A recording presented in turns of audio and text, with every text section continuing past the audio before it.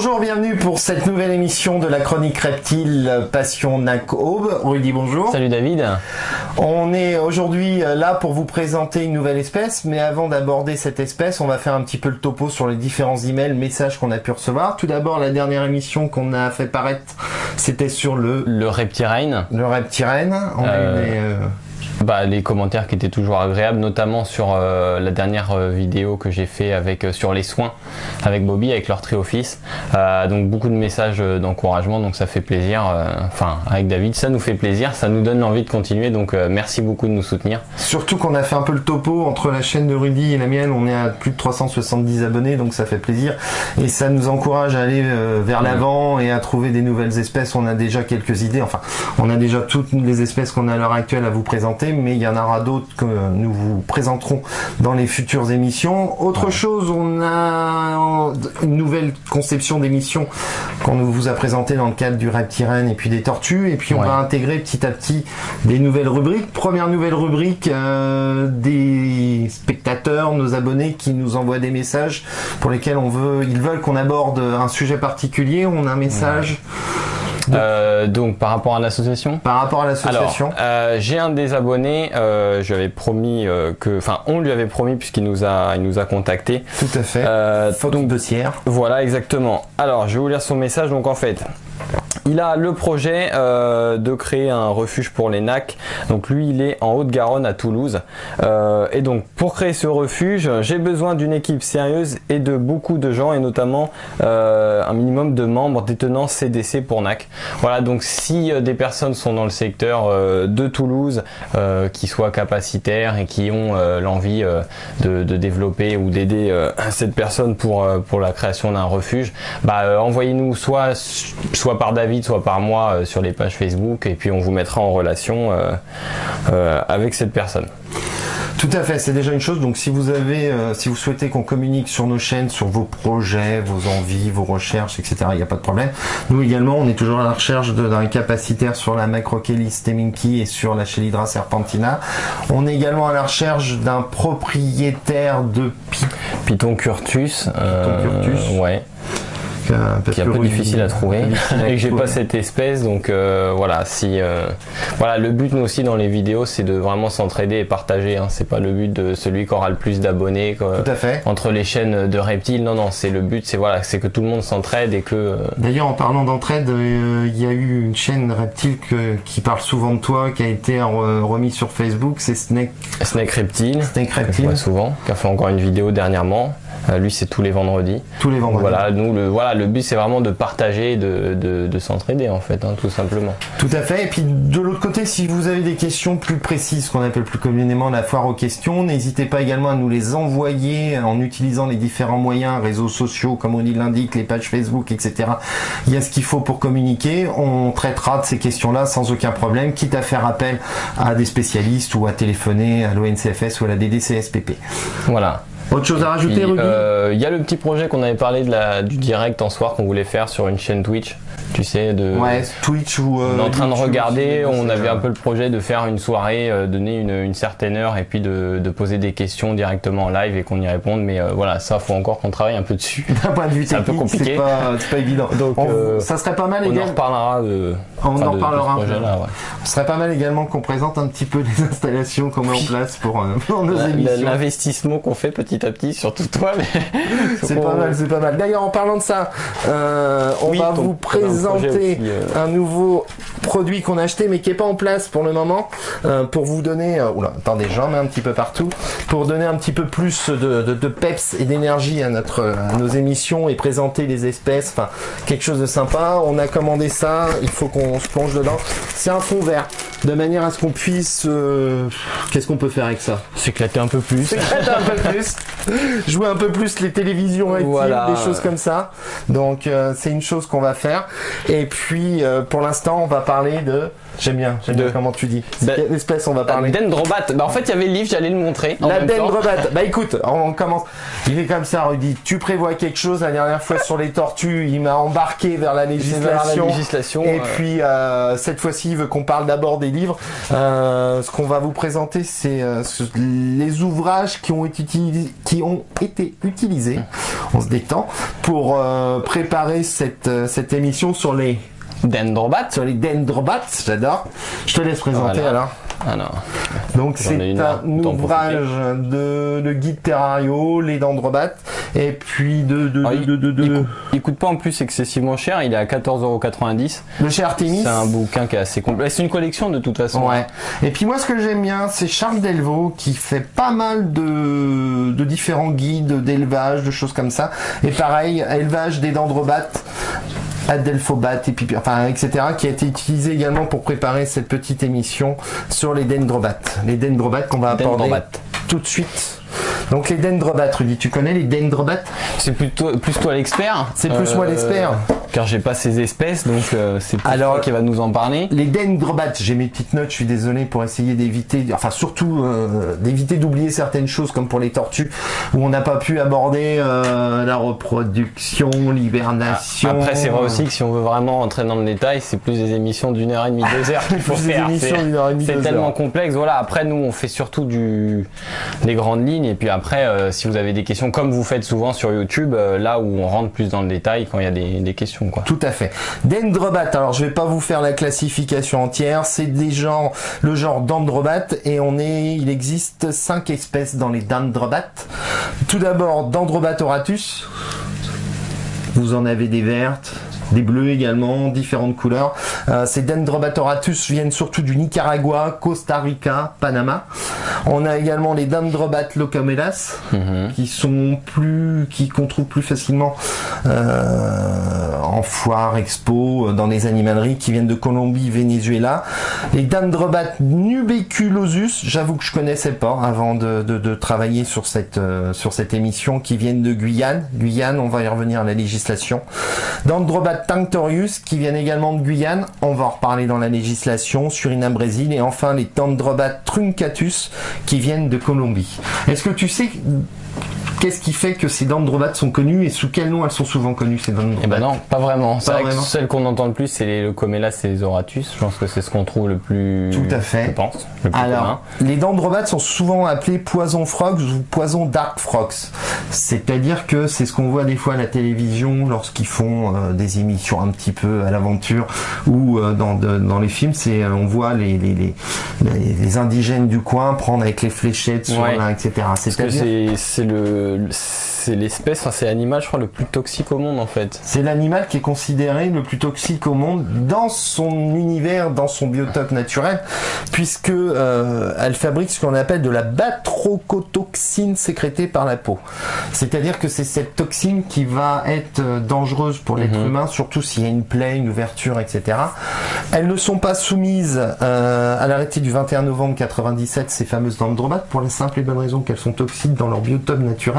C'est lié à l'alimentation. À l'alimentation, tout à fait. C'est lié aux fourmis qu'elles trouvent sur place, et c'est ces fourmis-là qui leur permettent de produire cette substance toxique pour l'être humain. Donc ces dendrobates-là, il y en a d'autres qui sont soumises dans la famille des Dendrobatinae, donc c'est encore au-dessus, qui sont soumis à l'arrêté du 21 novembre 97 sur les espèces dangereuses, qui sont les phylobates. Mais bon, là on est concentré sur les dendrobates, on va pas aller plus loin. Les dendrobates, le petit, on va passer rapidement sur la législation, mais c'est nécessaire. Je sais que des fois c'est un petit peu ennuyeux, mais je suis désolé, il est important de respecter la législation. Annexe 2B. Donc annexe 2B, c'est pas nécessaire d'avoir CDC, AOE, mais il va y avoir un autre arrêté qui va rentrer en ligne de compte. Les espèces guyanaises, je pense. Pour les espèces guyanaises. Tout ce qui vient de Guyane, tout effectivement, est soumis à capacité, peu importe l'animal. C'est l'arrêté du 15 mai 86 qu'on appelle l'arrêté Guyane. Donc étant donné que les dendrobates nubeculosus et les dendrobates truncatus viennent de Guyane, elles sont soumises au CDC et AOE. Dès la première espèce, vous devez automatiquement avoir un CDC, enfin le CDC et l'AOE pour accueillir ce type de dendrobat. De toute façon, dès qu'on entend le mot Guyane, faut pas chercher plus loin. Faut pas chercher plus loin, ça CDC, AOE, obligatoire. Et puis, au niveau de l'arrêté du 10 août, enfin des arrêtés du 10 août 2004, elles sont soumises à CDCAE dès lors où ça dépasse 40 spécimens dans votre oui, donc salle d'élevage. Quand on commence à faire de l'élevage, je pense, ouais, à 40 souvent. Sachant que les juvéniles ne comptent pas dedans. Donc ça, c'est une première chose qu'on peut dire sur les dendrobates. Description, comme d'habitude, on va intégrer des images. Des images d'un peu plus près de les dendrobates qui sont belles mais fragiles apparemment quand même. Belles et fragiles, ouais, c'est clair que ce sont des animaux qui sont pas manipulables déjà, il faut vraiment en avoir conscience, hein, il faut éviter. Elles sont soumises au stress très facilement. C'est une des pathologies que l'on rencontre fréquemment chez les juvéniles. Elles vont avoir une capacité, une tolérance au stress qui est assez bas, et ce qui va entraîner une dégénérescence de la grenouille puisque ça les affaiblit. Elles développent des bactéries et au final elles décèdent, et elles entraînent même les décès dans l'ensemble du terrarium. J'ai vécu ça sur les dendrobates azureus, ça fait mal.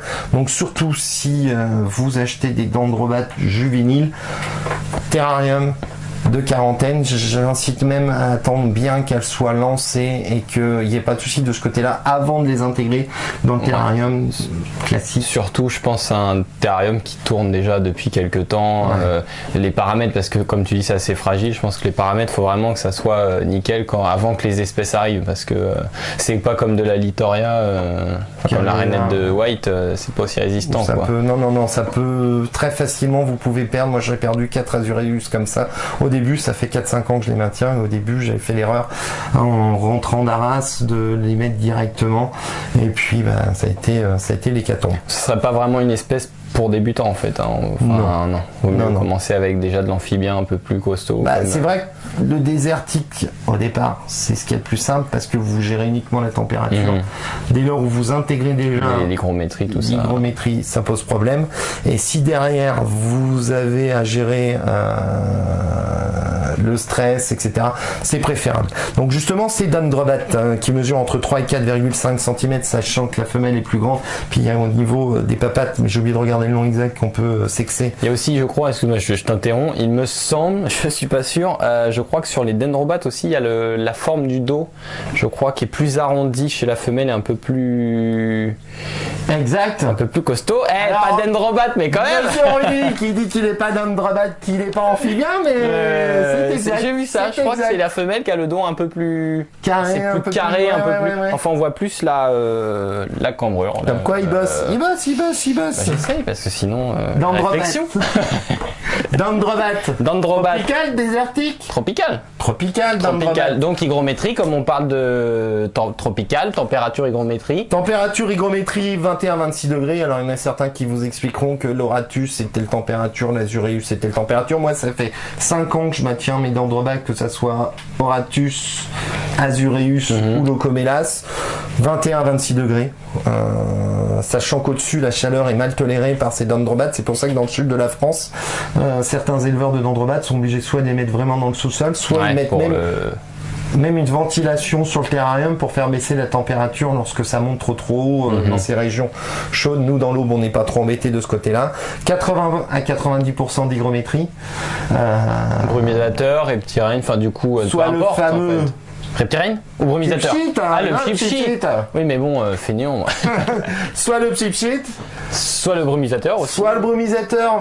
Certains spécialistes avec qui j'ai discuté sont pas fans. Vous avez 2 forums qui sont plus orientés sur Internet vers les dendrobates. C'est MyBribri et Dendrogrove. Et c'est vrai que j'ai lu à plusieurs endroits qui sont pas fans du brumisateur. D'accord. Il est préférable de prendre le reptirène qu'on a présenté tout à l'heure, surtout que là vous avez une forte humidité qui arrive, ça permet de maintenir 80-90% d'humidité dans les périodes classiques. D'accord. Donc on a dit 21-26 degrés, 80% d'hygrométrie. Il faut éviter les eaux stagnantes. Autant sur les rainettes de White ou sur les rainettes aux yeux rouges à Galacnis calidrias, on peut être amené à mettre un petit bassin, c'est même nécessaire au niveau de la peau de ces anours. Sur les dendrobates, il faut éviter parce qu'il y a un risque de développement bactérien. Donc l'idéal, si vous voulez réellement avoir un petit bassin d'eau, c'est qu'il faut que ça bouge. Une petite pompe, lambda. Une petite cascade, ce genre de choses, c'est nécessaire de ce point de vue-là. Maintenant, l'aménagement du terrarium, grand classique. Tiens, on va voir si. Le mieux, ça serait même qu'on mette une image des. On va montrer pendant que t'expliques, mais c'est comme pour les rainettes de white, c'est-à-dire. Moi, je mets, pour tout ce qui est tropical, je mets mes billes d'argile en dessous. Billes d'argile. Une petite moustiquaire ou un truc qui va vraiment séparer. Un tissu horticole aussi. Voilà, ou un tissu horticole. De la terre, moi après j'aime bien tout ce qui est naturel. Donc, de la terre, on peut mettre au-dessus de la terre de la sphaigne, de la mousse, ce genre de choses, ça permet de garder l'humidité. L'humidité, la mousse, ouais. Et puis un côté esthétique aussi. Voilà, un côté esthétique. Après, il est préférable, comme le dit Rudy, de mettre des vraies plantes. Oxygène, tout ça en plus. Oxygène, ça permet d'auto-nettoyer plus ou moins le terrarium. Et puis surtout au niveau de l'alimentation que je vais développer, ne m'emmène pas sur l'alimentation. Pas tout de suite. Je te vois venir. J'attends. Donc des plantes naturelles, on mettra la liste sur la description de la vidéo sur YouTube, la liste des plantes naturelles que j'ai retrouvées d'ailleurs dans le livre de Charles Delvaux. Et puis des lianes, ça aime bien grimper. Je me retourne, je regarde le terrarium qui est derrière moi, des cachettes. Surtout la perle de coco, c'est important parce que c'est moi qui vais faire une digression. Si vous mettez des colamboles, ça peut permettre de lancer et qui trouve tout seul à l'intérieur du terrarium la nourriture. Et puis la sphinx, ça permet de garder l'humidité plus longtemps. Donc de ce point de vue-là, c'est assez pratique. Après la gestion de l'humidité, certaines personnes vont bloquer le dessus. Moi, je suis pas fan. Je préfère à la limite mettre un thermostat hygrostat qui va gérer tout en même temps, parce que le souci, c'est que s'il y a une mauvaise ventilation, j'aime pas trop. Autre souci sur les terrariums Exoterra comme il y a derrière, c'est que l'alimentation de ces dendrobates est à base de drosophile. Donc il faut ce qu'on appelle que, si possible, si c'est dans votre salle à manger, que ce terrarium soit drosoproof, sinon vous êtes envahi de drosophile. Drosoproof, c'est une expression que j'ai eue sur justement les forums d'Androgrove et MyBribri. D'accord, Drosoproof, et vous trouverez d'ailleurs sur ces forums comment rendre le terrarium Exoterra drosoproof. À balancer à l'académie pour la Larousse 2016. On va rentrer dans la Larousse. Et puis il peut également se poser, ça c'est par expérience, ça m'est déjà arrivé, si ça nécessite une forte humidité, un terrarium de dendrobates 80-90%, vous allez pchiter le pchit qui serait ou le pchit classique régulièrement dedans. Donc vous pouvez avoir l'eau qui va stagner au niveau des billes d'argile, qui va dépasser la terre, et vous risquez d'avoir une inondation. Donc il y a certains qui prévoient un petit système pour purger le dessous. Une sorte de trop-plein. Etc. Avec un forêt diamant, je crois que ça s'appelle, et puis un petit bouchon. Ou sinon, il y en a qui mettent carrément un petit bouchon, un haut de bouteille en plastique dans les billes. J'aurais dû prendre un haut. Bouteille en plastique, les billes d'argile, la moustiquaire, la terre, et un bouchon. Ce qui permet, quand vous voulez purger, vous dévissez simplement là et vous avez accès directement dedans. Donc il y a différents systèmes. Après, il y a des terrariums plus sophistiqués, plus chers, qui sont mieux faits, qui permettent de gérer de ce point de vue-là le terrarium. Voilà ce qu'on peut dire déjà sur le terrarium. T'as des questions, Rudy ? Oui, comme on parle de terrarium, du coup, quelle taille ? Si on prend, est-ce que les dendros, ça vit aussi bien tout seul que par groupe de 3 à 4 ? Combien on peut en mettre par terrarium ? Alors, la théorie, c'est que la dendrobate est territoriale. D'accord. Donc, normalement, mâle, femelle, un mâle, 3 femelles, etc. Il peut y avoir un peu de bagarre entre les femelles. C'est pour ça que si vous mettez un cycle d'eau, surtout la dendrobate, elle nage pas. Première chose. Deuxième chose, s'il y a bagarre entre 2 femelles, elles se montent dessus et elles s'écrasent. Donc si ça se passe là où il y a de l'eau, il y a noyade. D'accord. Donc il faut pas qu'il y ait trop d'eau. Enfin, vous voyez, c'est pour ça que justement on disait que c'est un animal qu'il faut pas prendre d'entrée de jeu. Une espèce dans le terrarium. Moi, ce que j'utilise, c'est un terrarium 45 d'Exoterra, c'est ce que j'aime bien. J'ai eu jusqu'à 5 leucomélas dans ce type de terrarium, avec pas mal de cachettes, avec pas mal de choses. Il n'y a pas eu de problème. C'est les plus anciennes qu'on a eu avec mon épouse. Excusez-moi, il y a une petite arachnide qui descend, qui descend. C'est sous CDC, ça ou pas? À voir. Parce que là, si on est sur du mégalomorphe. Je te rappelle qu'on n'a pas le droit de tuer les animaux. Hein. Je dis pas, regarde, je la remets dans la nature. Voilà. Tu la remets dans la nature. Enfin, notre nature artificielle. Ça marche, notre nature artificielle. On en était où? T'es spécialiste de me perturber. 45-45. 45-45, brumisateur, thermostat. Ah si, il y a une chose importante. Le chauffage. Comment est-ce que vous apportez la chaleur nécessaire à votre terrarium et à votre dendrobat? C'est-à-dire que dans la couche de billes d'argile, je mets un cordon chauffant. D'accord, ouais. Donc le cordon chauffant, moi c'est comme ça que je le fais, je le mets pas dans la terre, je le mets dedans, dans les billes d'argile. Je mets un cordon chauffant surtout qui soit résistant à l'eau. Ouais. Je sais que celui de chez Trixie n'est pas résistant à l'eau, j'ai une mauvaise expérience. Et celui de chez Exoterra est résistant à l'eau, donc je le mets dedans, surtout il ne se croise pas. Faut pas qu'il se croise quand vous mettez le cordon. Donc je pratique comme ça pour apporter la chaleur au niveau du sol. Une ampoule classique pour leur offrir un cycle jour-nuit. Et puis toujours la même polémique entre guillemets avec les ampoules UV. Après pour l'amphibien, c'est vrai que ça reste assez léger.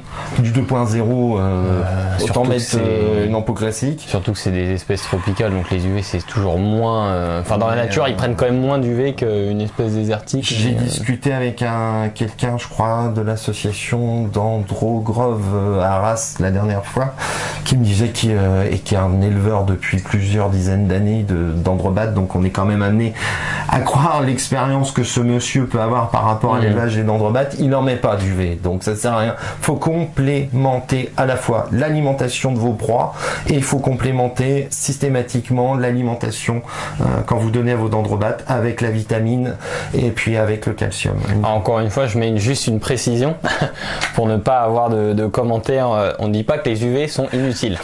Parce que la dernière fois, j'ai parlé sur un forum, je me suis pris la tête pendant 2 heures. On ne dit pas que les UV sont inutiles. Bien sûr que les UV sont utiles. C'est les ampoules UV qui donnent rien, qui sont inutiles. Voilà, c'est celles de basse qualité que vous pourrez trouver malheureusement dans le commerce. Je ne citerai pas de marque, mais une ampoule UV que vous payez 10 €, voilà. Pardon. C'est nul. Ça sert limite strictement à rien. Donc voilà, on dit pas que c'est bien sûr que les UV sont utiles pour fixer le calcium et notamment pour la vision. Parce qu'il faut pas oublier que les reptiles ont besoin d'UV pour voir les couleurs. Sinon ils voient complètement terne. Voilà, donc oui. C'était la parenthèse. Les UV sont nécessaires, mais si vous mettez des ampoules qui donnent pas d'UV, ça sert à rien. C'était ça. De toute façon, il y a qu'à lire sur les boîtes. Hein. De toute façon, quand vous regardez par rapport sur la boîte, on va prendre le Exoterra ou Exoterra, je sais que c'est noté. Vous regardez derrière, à 10-15 cm, il y a zéro, il n'y a plus rien. Donc voilà, les UV sont nécessaires, mais de bonnes lampes à UV. Voilà, c'est important. C'était mon point, c'était mon coup de gueule du moment. T'as raison, c'est important. Et de toute manière, d'ailleurs, j'avais envie, moi, de créer une rubrique la polémique. Et la rubrique coup de gueule, quoi. Rubrique coup de gueule ou la rubrique la polémique, du style sable ou copeaux de bois pour les gecko léopards. Il y en a plein. Il y a tellement en terrario donc on peut en discuter, mais il faut savoir écouter les uns et les autres. Le cycle de jour, il est conseillé de décembre à février, 10 heures de jour, 14 heures de nuit. Mars à mai, 12 heures de jour, 12 heures de nuit. Juin à août, 14 heures de jour, 10 heures de nuit. Ça, on va le remettre dans le descriptif, je passe rapidement. Et de septembre à novembre, 12 heures de jour et 12 heures de nuit. Hibernation, ça? Pas d'hibernation? Pas besoin de... Non, pas besoin d'hibernation. En revanche, si vous voulez faire de la reproduction, il est conseillé de faire avant le mois de juillet ce qu'on appelle une période sèche. C'est-à-dire que vous baissez l'hygrométrie. Il y en a qui vont assez bas. 60%, faut la baisser l'hygrométrie, ce qui fait une période sèche. Et derrière, de mi-juillet à mi-septembre, vous faites ce que l'on appelle la saison des pluies. Vous montez l'hygrométrie plein pot et vous montez la chaleur plein pot. Il y en a même qui rajoutent des tapis chauffants sur le côté. Je le dis parce que dans mes débuts, j'arrivais pas à faire de la reproduction. J'ai rencontré quelqu'un lorsque je suis allé acheter des Dendrobat auratus qui me disait comment il faisait. Il mettait plein pot l'hygrométrie, il mettait les tapis chauffants pour faire monter la température à 27-28 maximum. Et là, magie, ça a fonctionné. J'ai réussi à avoir de la reproduction, des œufs, etc. Donc, c'était la bonne technique. Au niveau de ce côté-là. Au niveau, puisque là on parle de période de pluie ou autre, par rapport à cette période de repos, l'alimentation change pas? Est-ce qu'elle reste comme d'habitude? Alors parlons de l'alimentation, elle ne change pas. D'accord. Elle ne change pas du tout, et comme pour tous les reptiles, amphibiens, etc., il faut varier l'alimentation. Enfin, premièrement, il faut que vos proies soient bien alimentés de manière à ce que vos animaux soient en bonne santé, premièrement. Deuxième chose, il faut varier l'alimentation de vos dendrobates, c'est-à-dire drosophile, plus de poids, ça va me revenir colambole et même microgrillon. Ouais. Donc ça, si vous faut varier l'alimentation, vous êtes tranquille de ce côté-là. S'ils sont bien chargés en calcium, si vos proies sont bien chargées en calcium, si vos proies sont bien complémentées, et si vous avez une super ampoule UV qui fonctionne super bien, il n'y a aucun problème de ce côté-là, parce que les dendrobates peuvent souffrir entre guillemets d'un problème de manque de calcium, de carence nutritionnelle. Je me raccroche après mes fiches, mais qui se manifeste par une mâchoire inférieure et os déformée, difficulté à marcher, à s'alimenter correctement, mouvements convulsifs, voire incapacité à se déplacer. Donc là, à partir de ce moment-là, il faut agir avec, souvent il est trop tard à ce moment-là, il faut agir vraiment avec le calcium et la vitamine, et sachant que beaucoup d'éleveurs, ça on le sait pas, mettent le calcium et la vitamine au frigo. Oui, c'est vrai. Et moi je le faisais pas avant d'ailleurs, maintenant je le fais, parce que ça dure pas longtemps sinon. Ouais, c'est si vous voulez que ça garde le punch, il faut que ça se passe de cette manière-là. Donc c'est quand même conseillé. Qu'est-ce que j'ai noté encore comme problème de santé des dendrobates? Donc il faut limiter le stress. 3 règles pour garder vos animaux en bonne santé: limiter le stress, des conditions de maintenance correctes, et puis une nutrition de qualité. Je me permets, mais je t'en prie.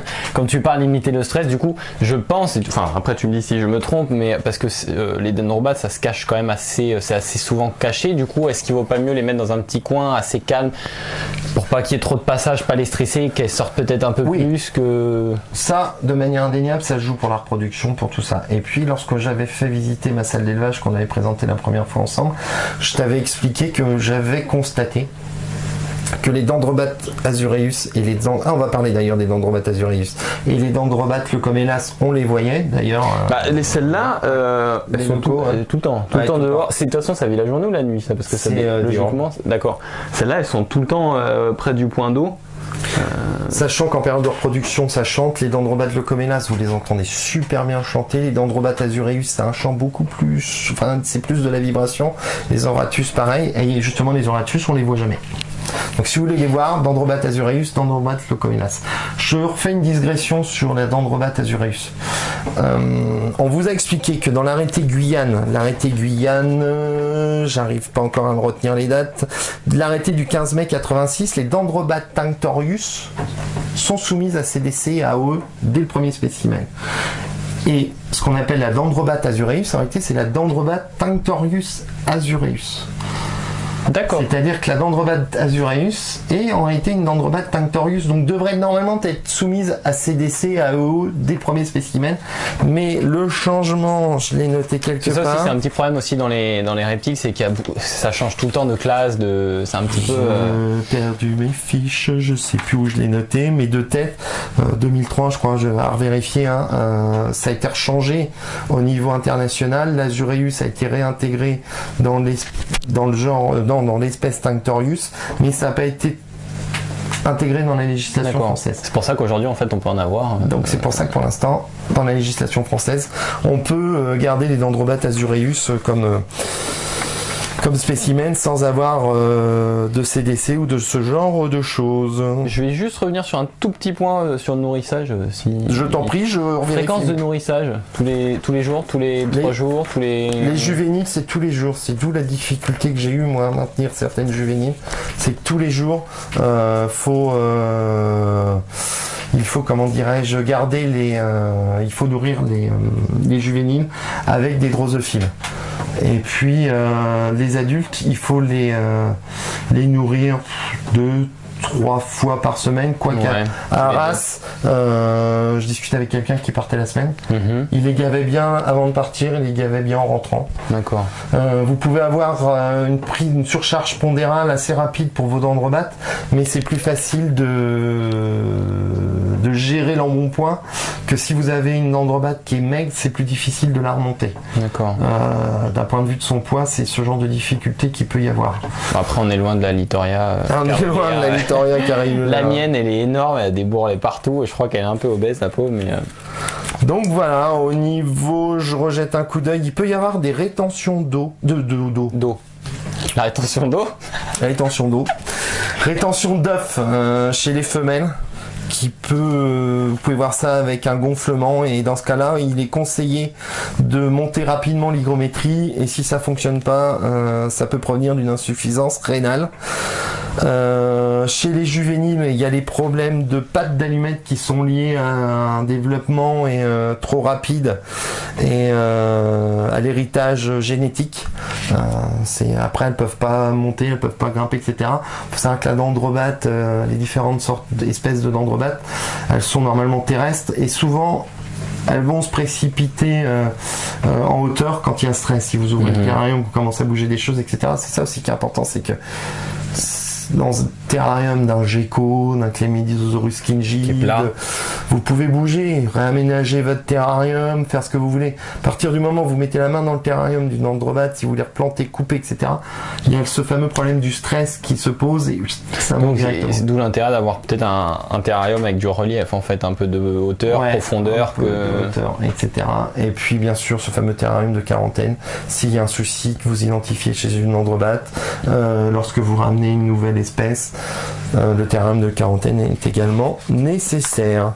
Écoute, de toute façon, oui, dis-moi, oui, parce qu'on parle de terrarium tropical. Bon, j'avais fait le gros pour ma rainette, mais là, je pense que je vais refaire une vidéo pareil sur. J'ai un terrarium un peu plus petit, un 45-60, sur lequel je pense refaire un terrarium tropical. Donc pourquoi pas faire une vidéo à la rigueur. Ouais, pourquoi pas refaire une vidéo pour présenter ce genre de choses, et puis rouler jeunesse. Et puis donc, voilà un petit peu ce qu'on avait à dire sur la dendrobate. De toute façon, si vous avez des questions comme d'habitude, vous savez où nous trouver sur les pages Facebook, n'hésitez pas. YouTube. Tu voulais parler d'un jeu, d'un projet, un petit projet. Je te laisse expliquer. Je te laisse expliquer, Rudy. Comme je chambre, des fois je parle des serpents, que je dis c'est pas trop ma tasse de thé, etc. Ce qu'on vous propose, c'est un petit jeu concours pour essayer de mettre un petit peu de fun et un petit peu de dynamique dans tout ça.